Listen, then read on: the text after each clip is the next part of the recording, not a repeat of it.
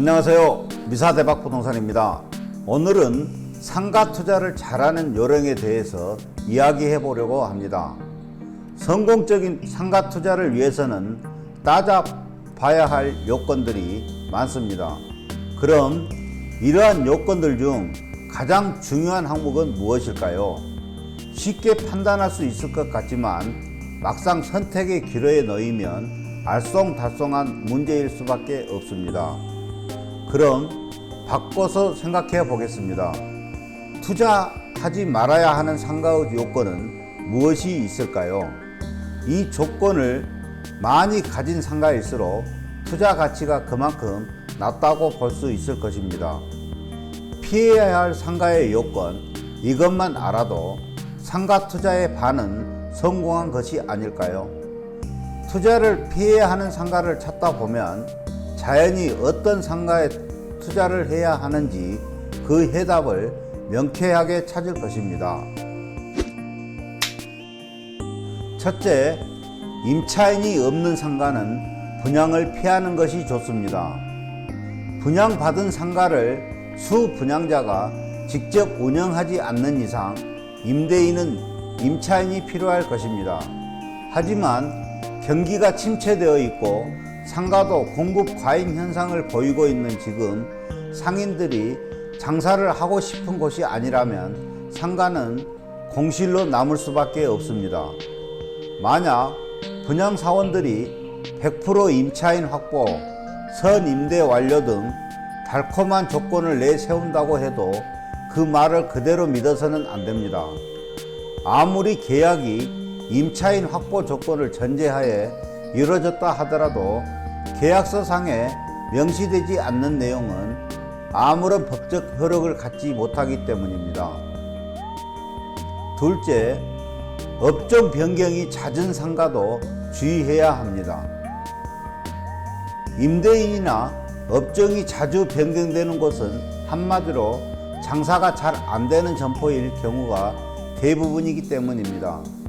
지출되는 임대료에 비해 수입이 적어 결국 장사를 포기하는 경우가 빈번하게 발생하기 때문에 업종 변경이 잦은 것입니다.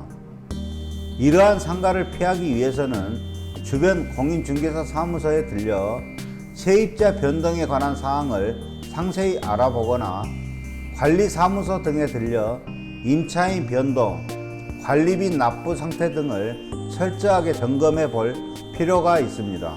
셋째, 임대료나 권리금이 지나치게 높은 상가도 피하는 것이 좋습니다.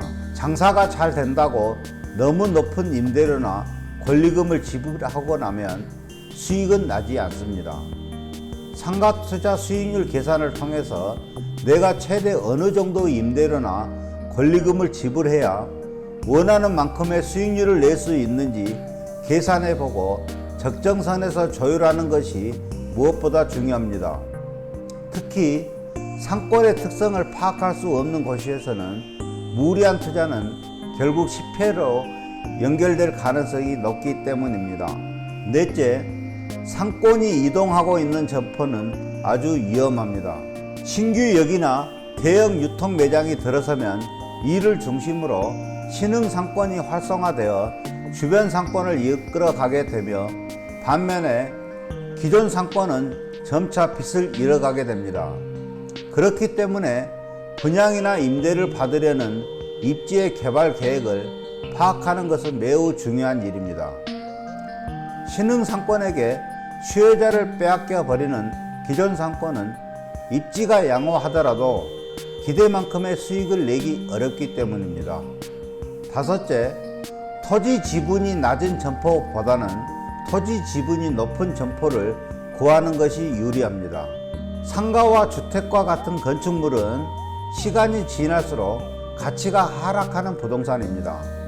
하지만 토지의 경우에는 건물과 달라서 감가상각이라는 부분이 배제되어 있어 장기 투자를 원하는 투자자라면 해당 점포의 토지 지분 면적이나 지분의 가격을 꼭 따져보는 것이 현명하다고 보겠습니다. 이 밖에도 고객의 동선이나 주 고객의 연령층, 교통 환경의 변화, 소비 및 생활 패턴의 변화 등도 상가를 선택할 때 반드시 체크해야 될 사항이라고 봅니다. 지금까지 상가 투자를 잘하는 요령에 대해서 5가지 정도 짧게 알아봤습니다. 이 점을 유념하시고 상가 투자를 하시면 실패하지 않을 것이라고 봅니다. 본 영상이 도움이 되셨다면 구독과 좋아요를 부탁드리겠습니다. 다음에는 더 좋은 영상으로 다시 찾아뵙겠습니다. 감사합니다.